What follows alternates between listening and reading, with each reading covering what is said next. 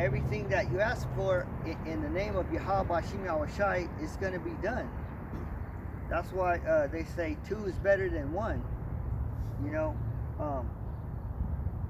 there's brothers that are by themselves, you know, but they still go out and teach, you know, but they're not alone because we could still have fellowship with them, you know, on video chat or whatever. But these demons, they don't like it when you're by yourself, you know, when there's one. That's why it said two of you. Read. Again, I say unto you that if two of you shall agree on earth as touching anything that they shall ask, it shall be done for them of my Father which is in heaven. That's why the demons don't like it. I mean, the demons like it. So like the demons like it when you're by yourself. You know, because for example, there's a movie called The Ouija Board, and it's called Witchboard. And it's a woman it's a woman that plays it, and she's by herself. She plays it by herself, and they told her not to play it by herself. But she plays it by herself, and she gets possessed. You know, it's because that demon. But when they were playing it with two people, nothing happened. You know, because some other one might not believe. They might not believe in that stuff, not give it power.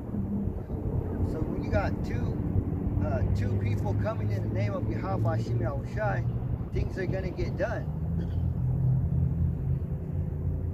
Just like on that movie Emily Rose, The Exorcist of Emily Rose.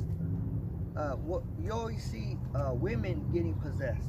Yeah. You know. Or weak men. Because in The Conjuring, there was this guy who was okay, so the little boy got possessed, right? Why? Because he had weak faith. And then the boyfriend of the sister told the demon to take him, and that was a sign of weakness.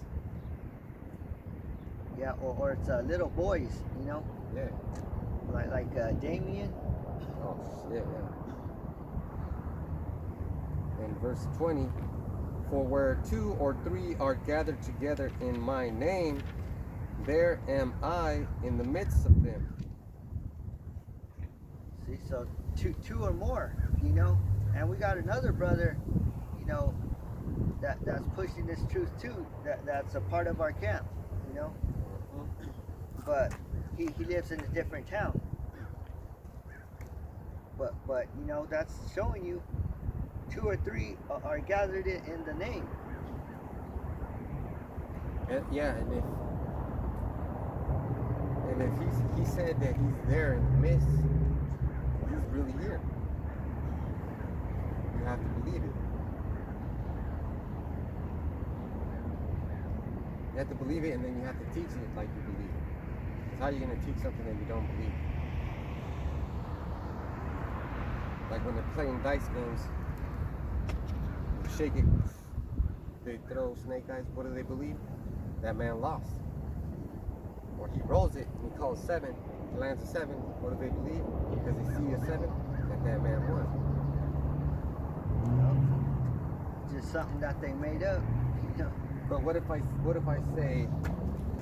roll the 7 and I say touchdown? Yeah. You're gonna be like, what the fuck are you talking about? Yeah, it's just the rules that they made, you know? Yeah, like if you don't believe in the rules, if you don't know if you believe in the rules, it's because you know. But if you don't believe it, it's because you don't know. And if you don't know the rules, you're gonna get taken advantage of. Like say you're playing poker and you don't know what the highest hand is. You say you got 3 7s, but I got a royal flush, and you're thinking in your head, I won, I got 3 7s. But the royal flush is higher. That's right. That's why you can't trust them. You gotta always go by the book. You know, if you're you know, if you're one-on-one with them, you gotta go back to the scriptures and make sure that it's true. Yeah, like the brother said, the demons like it when you're alone, because there's gonna be more than one demon. Yeah, and that's when they always mess with you when you're alone. Or when do you get your ass beat? When you're alone. Yeah, you get jumped. That's right, you get jumped. You get jumped and you get your ass beat. But how do you feel when you're with your boys and you know they got your back? Yep, when there's two or three, you know, when you got 2 or 3 backing you up. You know? So just think about the faith that you have to earn and display. Because most people think that they have faith.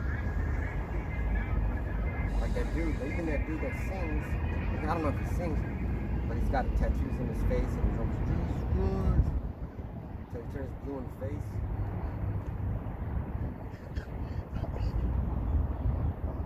So he believes in that. He believes that what he's doing is a good thing. That's why he does it so much.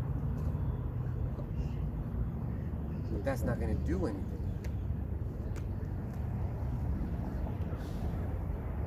Like that, you know, that guy who prays in the name of Jesus, you know, he has a demon on him, you know? And I'm not talking about demons to where you see ghosts and they're like, boo, you know. I'm not talking about those demons. There's demons, you know, who jump on you. You don't even know you have a demon on you, you know. Make shit happen that you want to happen. We'll go to Luke 11 and 14. See, you are getting possessed, and the whole time you don't know you're possessed. Luke 7 and 18. 11 and 14.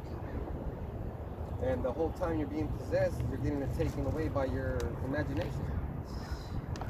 This is Luke 11 and 14.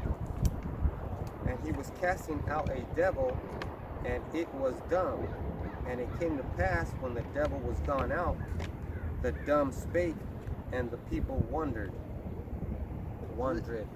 So this was Yahushua, and it said that he was casting out a devil, and it was, you know, it was a demon. It was a demon on a man, and it said he was casting out a devil, and it was dumb. So I'm gonna get the definition for dumb.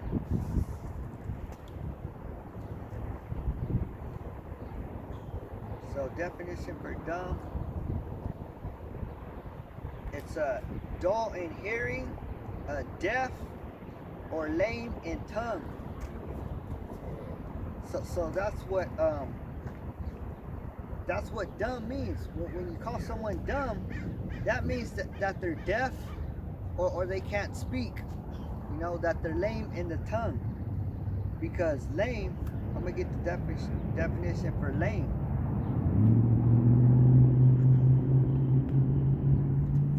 And it's lame. And there's such a thing as noise canceling devices. You put those headphones on and they'll make you what? Dumb. Because you turn that on and you can't hear nothing else. Esau knows, man. Esau knows. Just that alone, that anti-noise cancellation, because that makes you technically dumb. You hit the switch and you can't hear nothing. Yeah, that's right. So yep. Go ahead. So lame, it means crippled or paralytic. Like, you know, crippled or paralyzed. That's what you are. You can't speak. You know, you can't move. So that shows you that illness or disease is a demon. And it says literally broken. Ooh. You know? Ooh, man. Hey, but guess what? We're the physicians. Yeah. We can fix that ass. Yep. And crippled in the hands. You know? You're not even going to be able to pick up this Bible and read it. That's probably the worst. You know? Because then you don't have a chance. A chance in what? A chance in hell. Because we're literally in hell, and this is our only chance. Like the brother said, this is our instruction manual. This is the rule book. This is how you know that you either won or lost. And it's a definite answer always. It's always a definite answer. There's no ambiguity. You know, you can't be ambivalent. You can't be on this side or that side, because you got to be firm in what you believe. It's a definite situation. It's a definite situation. Like those demons are attacking you from your inside of your mind, and they're latching onto your deepest thoughts and your darkest desires. Okay, so this demon, he made this guy lame, you know. He made him crippled in the hands. You know, Yahweh Shema Shai, he'll make it to where you can't even work. You know, because we use our hands to work. Shit. Think about that, the value of a man. If a man can't work, he has no value. Because what he cannot provide, he cannot defend, that's pretty much it. You're fucking done. Damn, man. The simplest, we take for advantage the simplest things. We eat with these hands.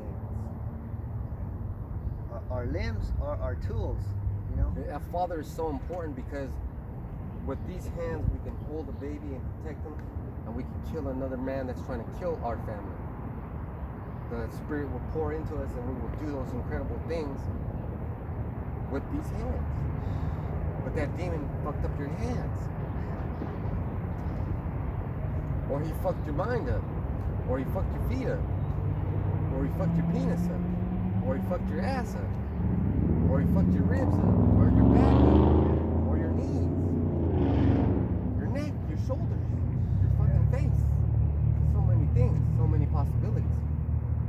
Yeah, these people are getting transplants, or what do you call it? Where you take from your belly and then you put it in your butt. Fat transplant, yeah. Yeah. Man. Like that Russian dude that got his fat transplanted onto his biceps. Sure. And he looks like he's got big biceps, but he can't lift with them.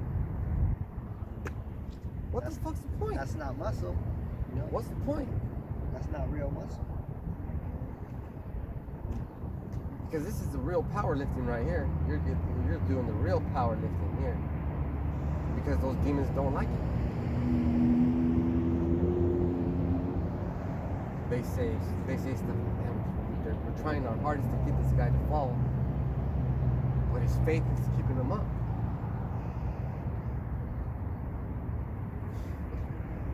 Read that one again. So we are in Luke 11 and which one? 14. Luke 11 and 14. And he was casting out a devil, and it was dumb. And it came to pass, when the devil was gone out, the dumb spake, and the people wondered. Yeah, so he was casting out this devil, and then, like I said, it was lame, which means someone who doesn't understand what is going on.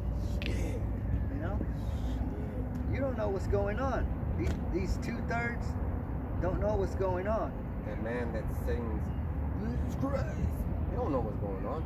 He's lame. And the proof is, his latest video, he was with a mentally challenged kid, which is what?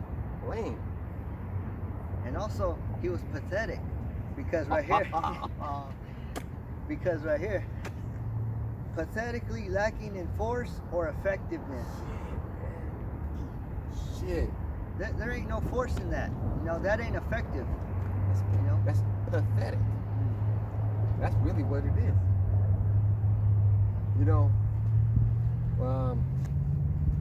me and my sons, I make them work out. I have to make them work out. They don't get up and say, Dad, let's go work out. I make them work out. And we put on our super red shoes for training. And they give me a good effort. But at first, my youngest son was pathetic.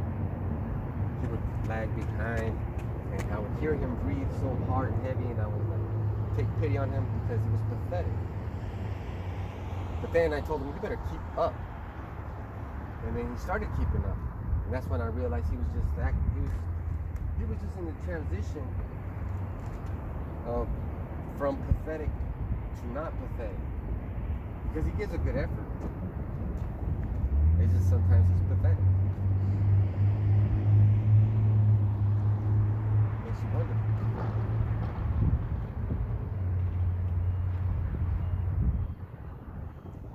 Yeah, you can go to the next Verse 15. But some of them said, he casted out devils through Beelzebub, the chief of the devils.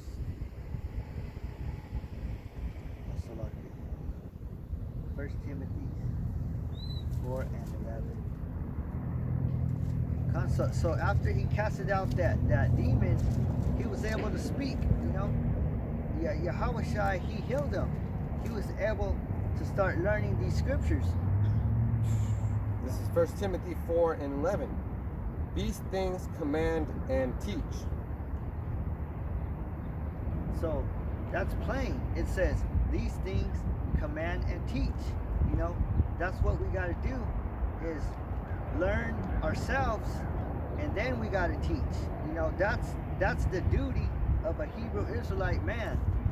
You know, if you're hearing this truth. This is 1 Timothy 4 and 7. But refuse profane and old wives' fables, and exercise thyself rather unto godliness. So, that was 1 Timothy. 4 and 7. Now I'm going to go back to 4 and 11. These things command and teach.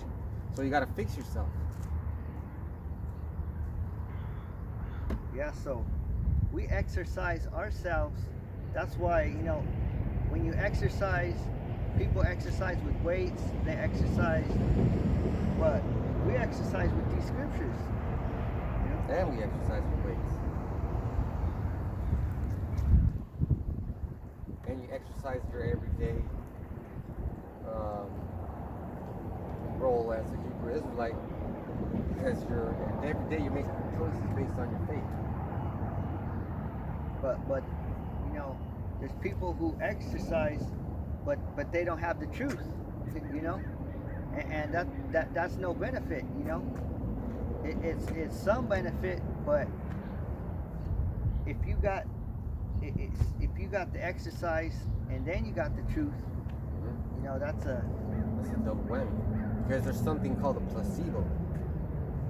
It's just make believe, right? So let's say I bought some maca root, and it didn't work because it was a placebo. Now, how do you know if it's not a placebo? You stop taking it for a couple of weeks or days, and then you notice the difference. Take away this truth for a couple of days from yourself. You can't even make it.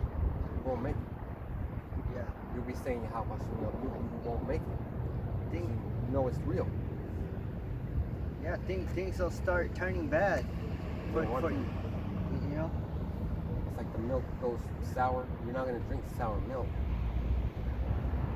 Because read verse 8. Verse 8 is, for bodily exercise profited little, but godliness is profitable unto all things, having promise of the life that now is, and of that which is to come. So bodily exercise is okay, you know, but rather have these scriptures, you know, because that's what's profitable unto everything. Yeah.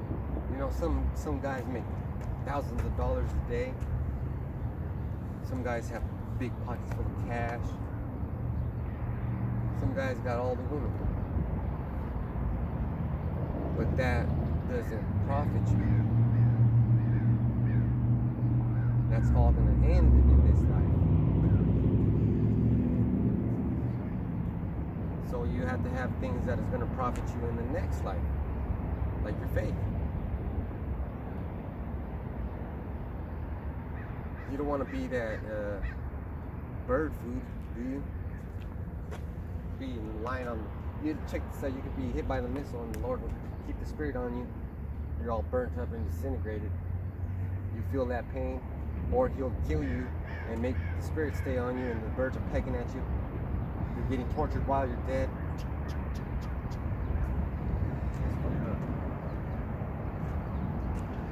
Read verse 11. This is 1 Timothy 4:11. These things command and teach. So that's who we're talking to, is to the Negroes, Latinos, and Native Americans. We're insisting that you learn these scriptures so that you could teach them as well. You can benefit from it. Because when Yahushua went up to Simon, who was called Peter, he said, "Come on, and I'll teach you how to fish of men." They were working. They were working with their dad. Most of the apostles were doing the family business. But then they went and followed Yahushua because they had great faith. They were like, "This is the Messiah. I'm waiting for him. Let's go. Let's go." And the Messiah did come 2,000 years ago, and he was put to death by you, by your two-thirds will, under Pontius Pilate, under the Roman authority, which was Edom, right there. Edomites helped you.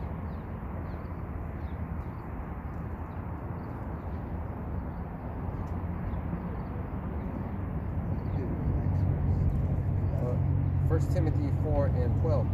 Let no man despise thy youth, but be thou an example of the believers in word, in conversation, in charity, in spirit, in faith, in purity. So it said, "Let no man despise thy youth." So don't let, say if you're teaching someone that's older than you, if they wake up to the truth, don't let them, say that, "Oh, you're younger than me." I know, I know better. yeah. It's all about who knows the truth. That's all that matters.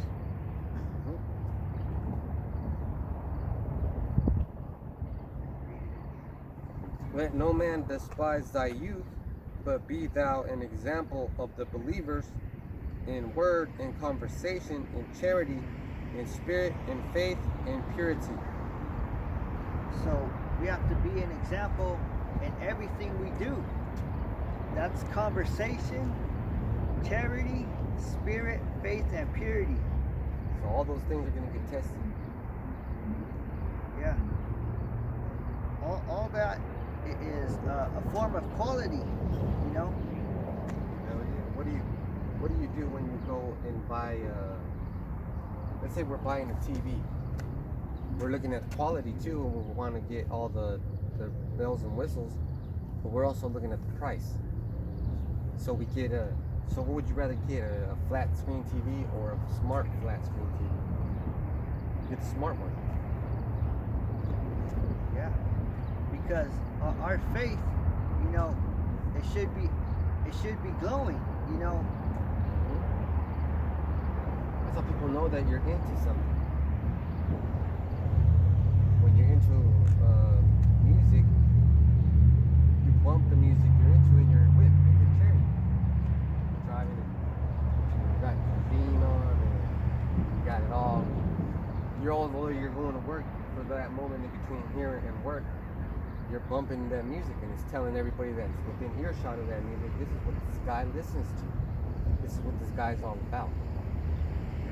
So in the same way, we have to be like that for all these people. All these people are listening.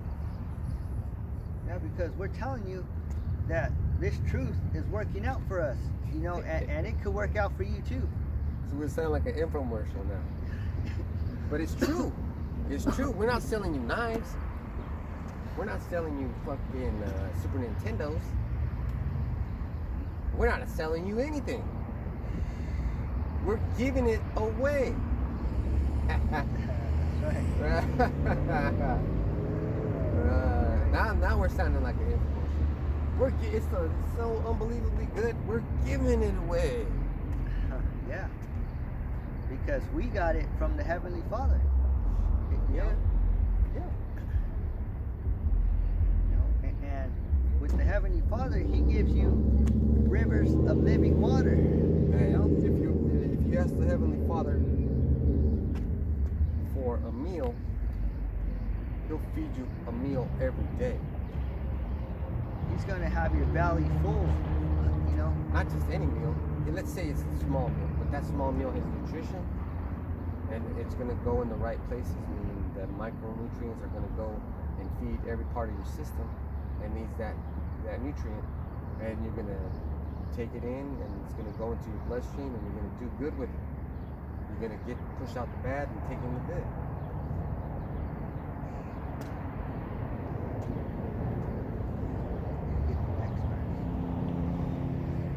Verse 13, 1 Timothy 4:13, till I come, give attendance to reading, to exhortation, to doctrine. Right, so till Yahushua comes, that's keep going until He comes. You know, and it says give attendance to reading. That means we have to make sure that the public hears our voice. And attendance also means that we have to be here.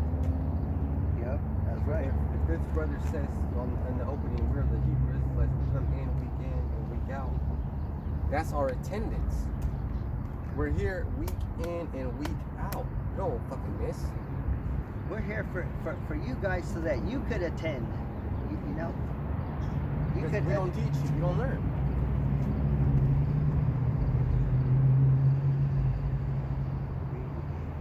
Till I come, give attendance to reading, to exhortation, to doctrine. So it says give attendance to doctrine. And which doctrine is that? It's the doctrine of Great Millstone. You know, because you know, that's why we come out just like them. You know, we come out on the highways and the byways just like them, like the apostles of Great Millstone. Just like it's going to say on the next verse.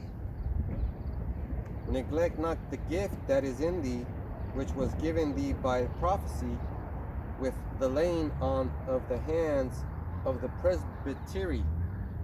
So neglect not the gift that was given us, which was given by prophecy. And then it says, with the laying on the hands of the presbytery. And that, when you go into the definition, that means the elders. And that's how we woke up to the truth, was by the elders, the apostles of Great Millstone. You know, because they're the ones who taught the Negroes, Latinos, and Native Americans, because they came from one West. And everybody, when the apostles of Great Millstone, when they split apart from one West, everybody should have followed the apostles of Great Millstone. You know? But it wasn't like that. So the apostles took everything that was important with them by their elders. And thanks to Yahdawadi Halbashimi Hawashai for that. Because if it wasn't for that doctrine that was started by Abba Bivens, and then grown and multiplied by his disciples and their disciples, all the way to our elders and apostles. And then we got it.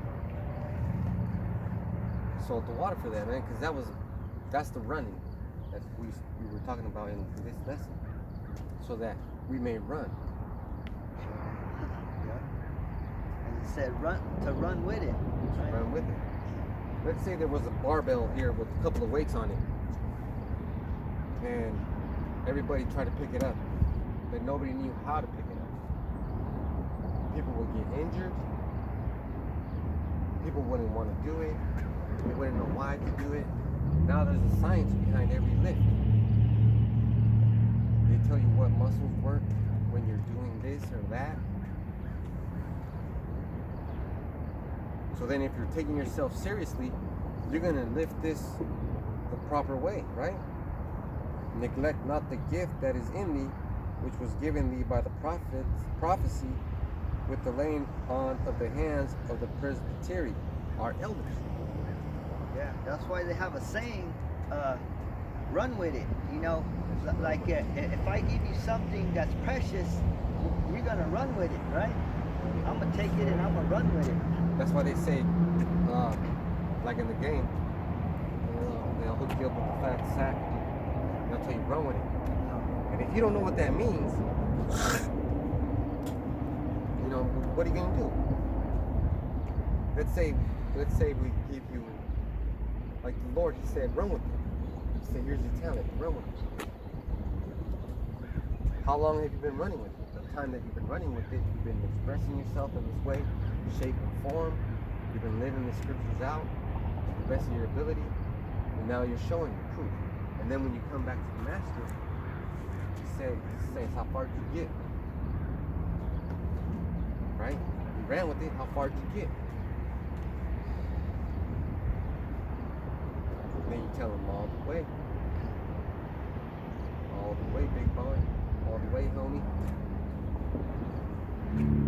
Till the end, right? Yep. Till you pass that tape or whatever. Till you pass that tape or pass the fuck out.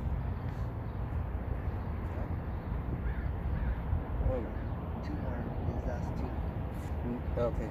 Verse 15. Meditate upon these things, give thyself wholly to them, that thy profiting may appear to all. See, that's what we're telling you. We've been giving ourselves wholly to this word, and it's been profiting, you know, and it's showing. Yep.